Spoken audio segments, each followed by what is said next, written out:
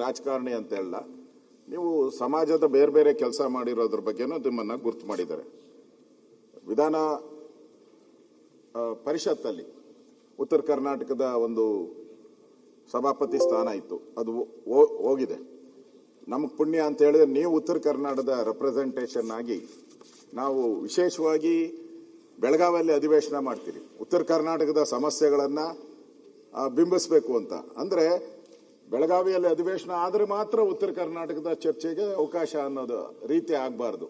ಇಲ್ಲೂ ಕೂಡ ಬೆಂಗಳೂರಲ್ಲೂ ಕೂಡ ಕೆಂಗಲ್ ಹನುಮಂತಯ್ಯನವರು ಕಟ್ಟಿರೋ ವಿಧಾನಸೌಧದಲ್ಲೂ ಕೂಡ ಉತ್ತರ ಕರ್ನಾಟಕದ ಚರ್ಚೆ ಆಗಬೇಕು. ಆ ಭರವಸೆ ಇವತ್ತು ಆ ಉತ್ತರ ಕರ್ನಾಟಕದ ಜನತೆಗೆ ಹೋಗ್ತಾ ಇದೆ. ನೀವು ಸಭಾಧ್ಯಕ್ಷರಾಗ ಆಯ್ಕೆ ಆದ್ಮೇಲೆ ಆ ಜನಕ್ಕೆ ಅನ್ಸ್ತತೆ ನಮ್ಮವರೊಬ್ಬರು ಅಲ್ಲಿದಾರಪ್ಪ, ಉತ್ತರ ಕರ್ನಾಟಕ ಸಮಸ್ಯೆಗಳನ್ನ ನಾವು ಯಾವಾಗ ಬೇಕಾದ್ರೂ ಕೇಳ್ಬೋದು ಅನ್ನೋ ಭಾವನೆ ಇವತ್ತು ಇಡೀ ನಾಡಿನಲ್ಲಿ ಬರುವಂತ ಒಂದು ವ್ಯವಸ್ಥೆ ಇವತ್ತು ಆಗಿದೆ.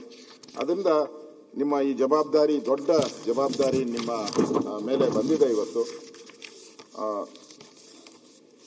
ಗದಗ ಜಿಲ್ಲೆಗೆ ಹಿಂದೆ ಬಹಳ ಮಂತ್ರಿಗಳಾಗಿದ್ದವರು ಎಲ್ಲರೂ ಇದ್ದಾರೆ, ಅವರಿಗೆ ಸರಿ ಮಂತ್ರಿ ಸ್ಥಾನ ಸಿಕ್ಕಿಲ್ಲ. ನಿಮಗೂ ಮಂತ್ರಿ ಸ್ಥಾನ ಸಿಗ್ತೈತೆ ಅಂತ ನೀವು ಭರವಸೆ ಇಟ್ಕೊಂಡಿದ್ದೀರೋ ಗೊತ್ತಿಲ್ಲ.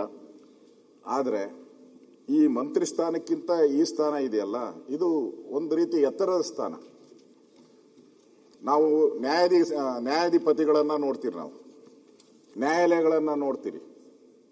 ಹಿಂದೆ ರಾಜ ಮಹಾರಾಜರು ಇದ್ದಾಗ ಕೂಡ, ಚಕ್ರವರ್ತಿಗಳು ಎಲ್ಲ ರಾಜರಿದ್ದಾಗ ಕೂಡ ಅವ್ರಿಗೊಂದು ಎತ್ತರದ ಸ್ಥಾನ ಕೊಡ್ತಾ ಇತ್ತು. ಯಾಕೆ ಅಂತ ಹೇಳಿದ್ರೆ ವ್ಯಕ್ತಿ ಎತ್ತರವಾಗವರೇ ಅಂತಲ್ಲ, ಅವ್ರ ನಡೆನುಡಿ ಎತ್ತರವಾಗಿ ಇರಲಿ ಅನ್ನೋ ದೃಷ್ಟಿಯಿಂದ, ಮತ್ತೆ ಅವ್ರು ಕೊಡುವಂತ ತೀರ್ಪು ಆ ಎತ್ತರದ ತೀರ್ಪುಗಳಾಗಿರ್ಲಿ ಅನ್ನೋ ದೃಷ್ಟಿಯಿಂದ ಆ ಒಂದು ಸ್ಥಾನವನ್ನ ಇವತ್ತು ನಿಮಗೆ ಸಿಕ್ಕಿದೆ. ಅದರ ಪಾವಿತ್ರತೆಯನ್ನ ಕಾಪಾಡುವಂತ ಜವಾಬ್ದಾರಿ ಡಿ ಕೆ ಶಿವಕುಮಾರ್ ಅವ್ರ ಮೇಲಾಗ್ಲಿ ಅಥವಾ ಪರಮೇಶ್ವರ್ ಮೇಲಾಗ್ಲಿ ಇಲ್ಲ. ಆ ಜವಾಬ್ದಾರಿನ ನೀವೇ ಹೊರಬೇಕು. ಯಾಕಂದ್ರೆ ನಾಳೆ ಏನೇ ಕಳಂಕ ಬಂದ್ರು ಕೂಡ ಅವ್ರ್ಯಾರು ತಗೊಳಲ್ಲ, ಅವ್ರು ಹೇಳ್ಕೊಡ್ತಾರಷ್ಟೇ.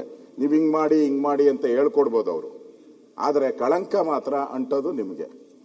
ಮತ್ತೆ ಒಳ್ಳೆ ಕೆಲಸ ಮಾಡಿದಾಗ ಇವತ್ತು ನಾವು ಬಾಳಿಗ ಅವ್ರನ್ನ ನೆನಪು ಮಾಡ್ಕೊಂತೀರಿ, ರಮೇಶ್ ಕುಮಾರ್ನ ನೆನಪು ಮಾಡ್ಕೊಂತೀನಿ. ನಾನು ಫಸ್ಟ್ ಟೈಮ್ ಬೈ ಎಲೆಕ್ಷನ್ ಅಲ್ಲಿ ಬಂದು ನನಗೆ ದಾರಿ ಕಾಣದ ರೀತಿಯಲ್ಲಿ ಬಂದಿದ್ದಾರೆ. ಒಂದೂವರೆ ವರ್ಷ ಅಷ್ಟೇ ಇದ್ದಿದ್ದು, ನಿಮಗೂ ಅಷ್ಟೇ ಇವಾಗ ಅವಕಾಶ. ಹಿಂದೆ ಕೂತಿದ್ದಾಗ ನನಗೆ ನಾನು ಮಾತಾಡಬೇಕು ಅಂತ ಯೋಚನೆ ಮಾಡಲಿ, ಈ ಸದನದಲ್ಲಿ ಪೂರ್ತಿ ಸುಮ್ಮನೆ ಕೂತ್ಬಿಟ್ಟು ಹೋಗೋಣ ಅಂತ ಹೇಳಿದೆ. ಅವ್ರು ಬಂದು ಎದ್ದು ನಿಂತ್ಕೊಂಡು, ಅಶೋಕ್ ನೀನು ಮಾತಾಡಬೇಕು ಅಂತ ಹೇಳಿ ನನ್ನ ಕೈಲಿ ಮಾತಾಡಿಸೋವಂಥ ಪ್ರಯತ್ನವನ್ನ ಮಾಡಿದ್ರು. ಅದಾದ್ಮೇಲೆ ನಾನು ಮಾತಾಡಕ್ಕೆ ಶುರು ಮಾಡಿದೆ, ಕ್ವಶನ್ ಹಾಕಕ್ಕೆ. ಆ ಥರ ಯಾರ್ಯಾರಿಗೆ ಅವಕಾಶ ವಂಚಿತರಾಗಿದ್ದಾರೆ ಇಲ್ಲಿ, ಫಸ್ಟ್ ಬೆಂಚವರು ಅಂತಲ್ಲ, ಯಾರ್ಯಾರಿಗೆ ಅವಕಾಶ ಕೊಡಬೇಕು ಆ ಎಲ್ಲ ಅವಕಾಶಗಳನ್ನ ತಾವು ಕೊಡಬೇಕು. ಆ ದೃಷ್ಟಿಯಿಂದ ಆ ಒಂದು ಜವಾಬ್ದಾರಿ ತಮ್ಮ ಮೇಲೆ ಇದೆ. ತಾವು ಸಚಿವರಾಗಿ ಕೆಲಸ ಮಾಡಿದ್ರೆ ದಿನ ಅವ್ರ ಆಫೀಸ್ ನುಗ್ಗಿ ಅಲ್ಲಿ ಕೆಲಸ ಮಾಡಿಸ್ಕೊಬೇಕಾಯ್ತು, ಮತ್ತೆ ಸರ್ಕಾರ ಹೇಳ್ದಂಗೆ ಕೇಳಬೇಕಾಯ್ತು. ಈಗ ನೀವು ಆ ಇದರಲ್ಲಿಲ್ಲ, ನಿಮ್ಗೆ ಹಂಗೇನಿಲ್ಲ. ಈಗ ನೀವು ಸಭಾಧ್ಯಕ್ಷರಾಗಿರೋದ್ರಿಂದ ನೀವು ಇಡೀ ಸದನಕ್ಕೆ ಗೌರವ ಕೊಡ್ತಕ್ಕಂಥ, ಸದನದ ಮೌಲ್ಯಗಳನ್ನು ಎತ್ತಿಡಿಯುವಂತ ಸ್ಥಾನದಲ್ಲಿ ತಾವು ಕೂತಿದ್ದೀರ. ಅದರಿಂದ ಇಡೀ ಸದನದ ಭಾಗ ನೀವು ಇವತ್ತು. ಸಭಾಧ್ಯಕ್ಷರ ಸಂವಿಧಾನದ ಒಂದು ಪೀಠದ ಪರವಾಗಿ ನಿಲ್ಬೇಕಾಯಿತು, ಸರ್ಕಾರದ ಪರವಾಗಲ್ಲ, ಸಂವಿಧಾನದ ಪೀಠದ ಪರವಾಗಿ ತಾವು ನಿಲ್ಲುವಂಥದ್ದು ಒಂದು ಕಾರ್ಯದಲ್ಲಿ ತಾವು ಬಂದಿದ್ದೀರ. ಗದಗದ ಇತಿಹಾಸದಲ್ಲಿ ಒಂದು ಸಭಾಧ್ಯಕ್ಷದ ಸ್ಥಾನ ನಮಗೆ ಸಿಕ್ಕಿದೆ ಅನ್ನೋ ಹೆಮ್ಮೆ ಆ ಇಡೀ ಗದಗದ ಜಿಲ್ಲೆಗೂ ಸಿಗುತ್ತೆ, ಉತ್ತರ ಕರ್ನಾಟಕಕ್ಕೂ ಸಿಗುತ್ತೆ. ಒಂದು ಸಂಸದೀಯ ಪ್ರಜಾಪ್ರಭುತ್ವದ ಒಂದು ಮಹತ್ವದ ಪೀಠದಲ್ಲಿ ತಾವು ಕೂತಿದ್ದೀರಾ. ಈ ಪವಿತ್ರ ಪೀಠದಿಂದ ಬರುವ ಧ್ವನಿ ಕೇವಲ ಪಕ್ಷದ ಧ್ವನಿ ಆಗಿರಬಾರದು. ಪವಿತ್ರ ಪೀಠ ಇದು ಸಂವಿಧಾನದ ಧ್ವನಿ ಆಗಿರಬೇಕು, ನ್ಯಾಯದ ಧ್ವನಿ ಆಗಿರಬೇಕು, ಇಡೀ ಕರ್ನಾಟಕದ ಧ್ವನಿ ಆಗಿರಬೇಕು. ಸಭಾಧ್ಯಕ್ಷರು ಯಾರು ಅಂತ ಹೇಳಿ ಜನ ಜ್ಞಾಪಕ ಮಾಡ್ಕೊಬೇಕು. ಆ ರೀತಿಯಾದಂಥ ಒಂದು ಕೆಲಸವನ್ನ ತಾವು ಮಾಡಿದ್ರ. ತಾವು ಕೆಲವೇ ಕ್ಷಣಗಳ ಮುಂದೆ ತಾವೆಲ್ಲ ಕಾಂಗ್ರೆಸ್ಸಿನ MLA ಆಗಿದ್ರಿ, ಕೆಲವೇ ಕ್ಷಣ. ಈಗ ನೀವು ಕಾಂಗ್ರೆಸ್ MLA ಆಗಲ್ಲ, ನೀವು ಇಡೀ ಯಾವುದೇ ಪಾರ್ಟಿ ಪಕ್ಷಕ್ಕೆ ಸೀಮಿತವಾಗಿ ಇಲ್ಲದೆ ಇರತಕ್ಕಂಥ ಒಬ್ಬ ವ್ಯಕ್ತಿಯಾಗಿ ತಾವು ಅಲ್ಲಿ ಕೂತಿದ್ದೀರಾ. ಈ ಹುದ್ದೆ ಏನಿದೆ ಇದು ಪಕ್ಷದ ಹುದ್ದೆ ಅಲ್ಲ, ಇದು ವಿಧಾನಸಭೆಯ ಹುದ್ದೆ.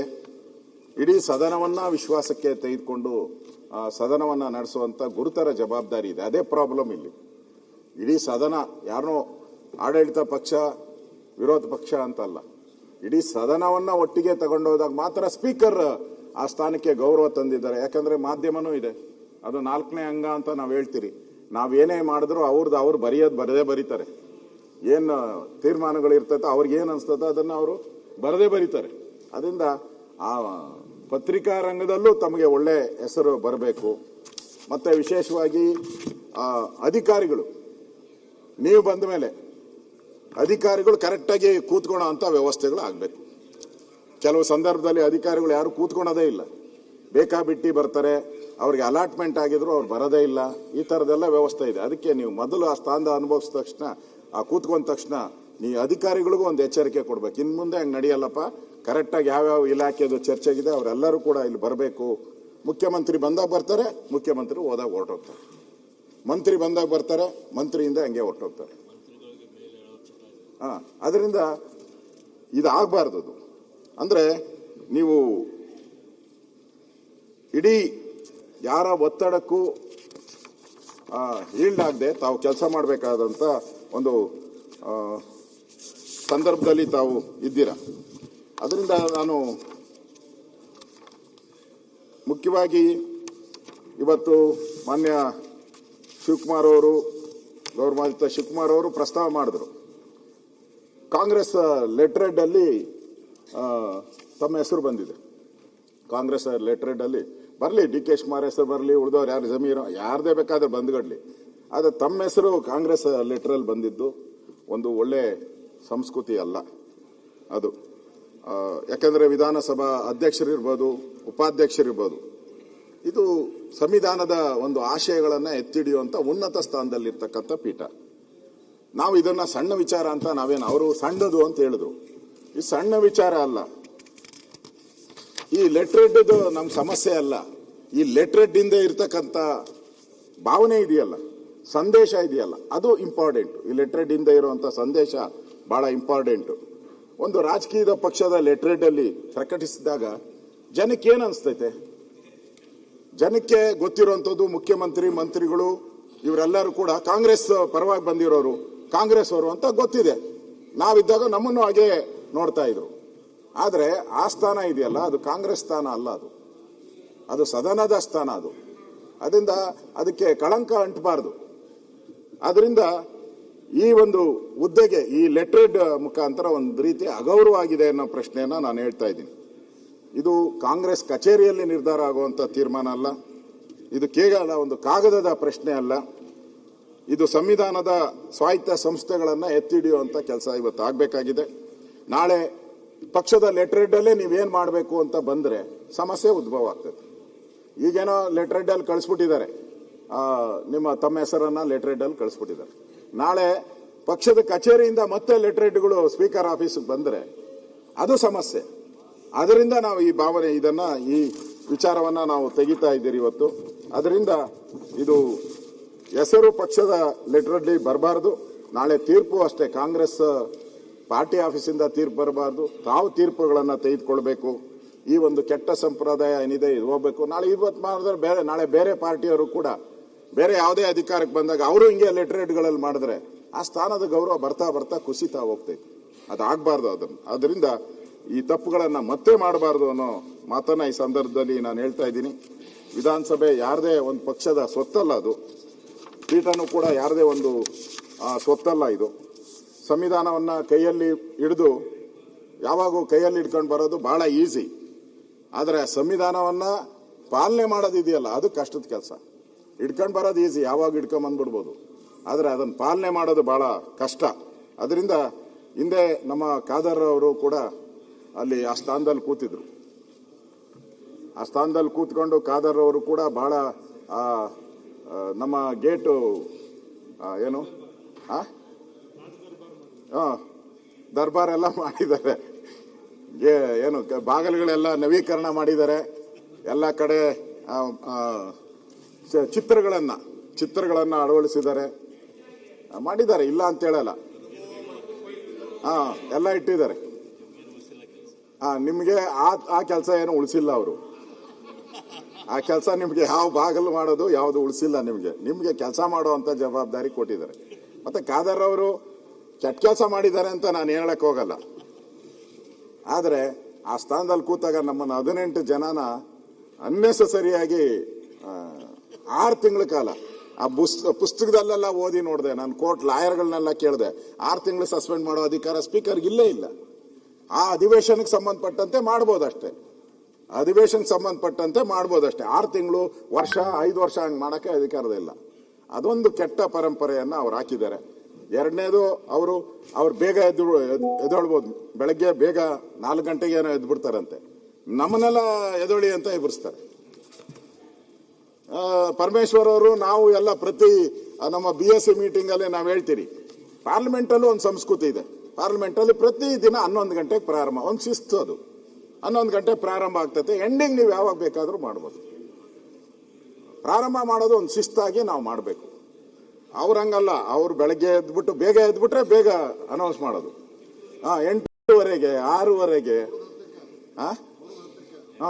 ತಿರುಗಿ ಇವ್ರು ಹೊಡೆದು ಬೆಲ್ ಹೊಡೆದು ಅದು ಬರೋದು ಕೊನೆಗೆ ಪ್ರಾರಂಭ ಆಗೋದು ಇಲ್ಲಿ 10:00.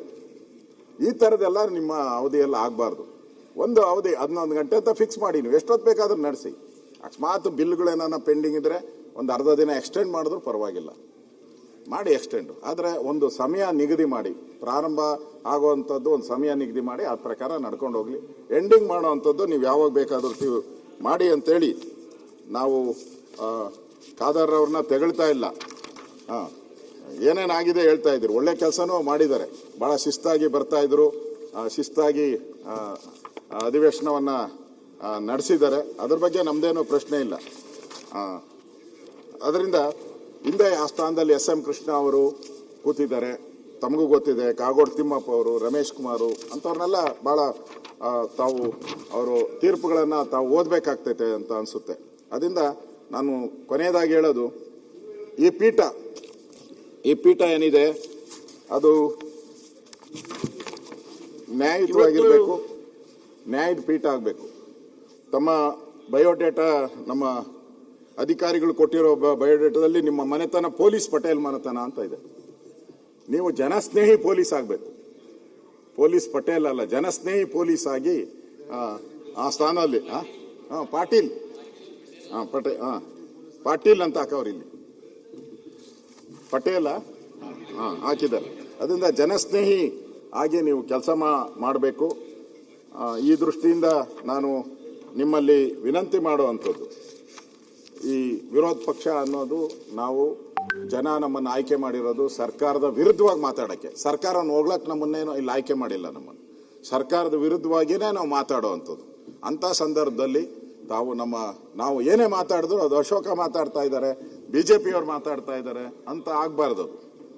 ಅದು ಜನರ ಭಾವನೆಗಳೇನಿದೆ ಅದನ್ನ ನಾವು ಮಾತಾಡ್ತಾ ಇದ್ದೀರಿ ಅಷ್ಟೇ. ಏನು ಬರ ಇರ್ಬೋದು, ರೈತರ ಸಮಸ್ಯೆ ಇರ್ಬೋದು, ಯುವಕರ ಸಮಸ್ಯೆ ಇರ್ಬೋದು, ಅದ್ರ ಬಗ್ಗೆ ನಾವು ಮಾತಾಡ್ತೇವೆ. ಅದರಲ್ಲಿ ಇಂಡಿವಿಜುವಲ್ ನಮ್ಮ ಪಾರ್ಟಿದು ಅನ್ನೋ ಸಂಬಂಧ ಇರಲ್ಲ.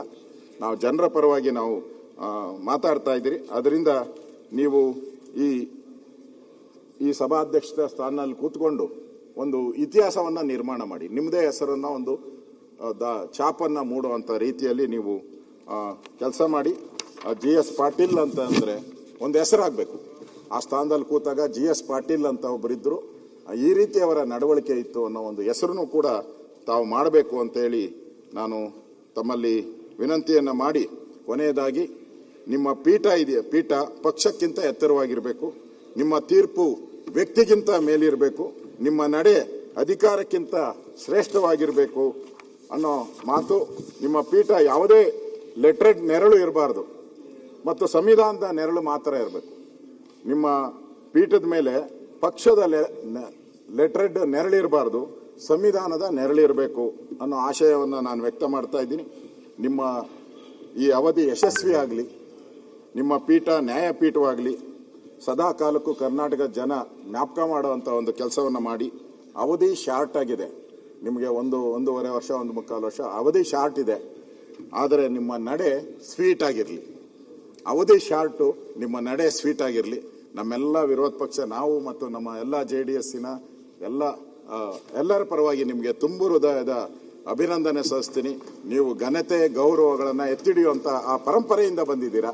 ನಮ್ಮ ಪೂರ್ತಿ ಸಹಕಾರ ನಿಮಗೆ ಸದಾ ಇರುತ್ತೆ ಅನ್ನೋ ಮಾತನ್ನ ಹೇಳಿ ನನಗೆ ಅವಕಾಶ ಕೊಟ್ಟಿದ್ದಕ್ಕೆ ಧನ್ಯವಾದಗಳು.